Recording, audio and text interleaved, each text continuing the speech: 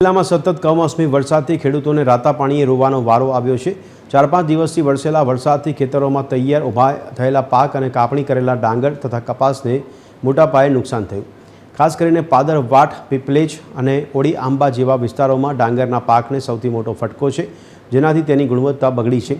ઊંચા ભાવે ખાતર બિયારણ ખરીદનાર ખેડૂતોની મહેનત પર પાણી ફરી વળ્યું છે, ત્યારે ખેડૂતોનો આરોપ છે કે હજી સુધી કોઈ સર્વે માટે અહીં આવ્યું નથી। તંત્ર તરફથી અહીંયા ચકાસણી માટે કોઈ નથી અત્યાર સુધીમાં આવ્યું। એક દિવસ આગળ કહેતા હતા કે આવ્યું એમ, પણ એક બે ખેતરમાં કંઈક તપાસ કરીને ગયા, પણ હજુ સુધી કંઈ નહીં એમ। ખરેખર આખા ગામની અંદર નુકસાની તો છે જ અમારે, પણ જો તપાસ કરીને એ લોકોનું કંઈક મંતવ્ય છે એ મંતવ્ય જો દૂર કરી દે તો બહુ સારું છે। આર્થિક રીતે બિચારા બધા લોકો બહુ હલવાયેલા છે, વરસાદ 5 દિવસ પડપડ કર્યું એમાં, અને મોંઘું બી અનાજ, બહુ મોંઘું બિયારણ ને એ બધું લાવે છે, એટલે નુકસાન તો અમારે બહુ લોકોનું છે।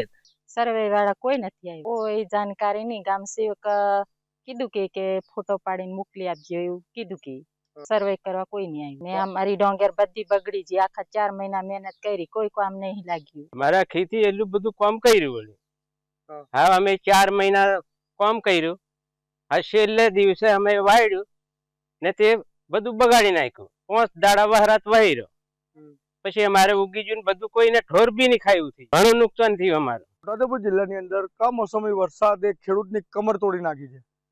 આજે આપણે TV13 ની ટીમ આપ જોઈ શકો છો કે પાદરવાડ ગામે આવી છે, જ્યાં ખેડૂતના 1.5 થી 2 એકર જમીનમાં તેણે ડાંગરની વાવેતર કર્યું હતું અને તે વાવેતર પૂરું ફેલ થઈ ગયેલું દેખાઈ રહ્યું છે। તેણે જે 4 મહિનાની મહેનત કરી અને તે વાવેતર વાવ્યું હતું અને સારા અનાજની પાક પાકશે તેવી આશા હતી અને અનાજ સારું પાક્યું હતું પણ ખરું, પણ દિવાળી પછી તેમણે વાડી અને તૈયાર કરતાની સાથે જ વરસાદે, કમોસમી વરસાદે દેખા દેતા તેઓની પાકની અંદર પાણી ફરી વળ્યું છે।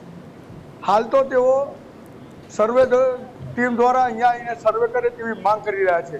અજય જાની, TV13 ગુજરાતી, છોટાઉદેપુર।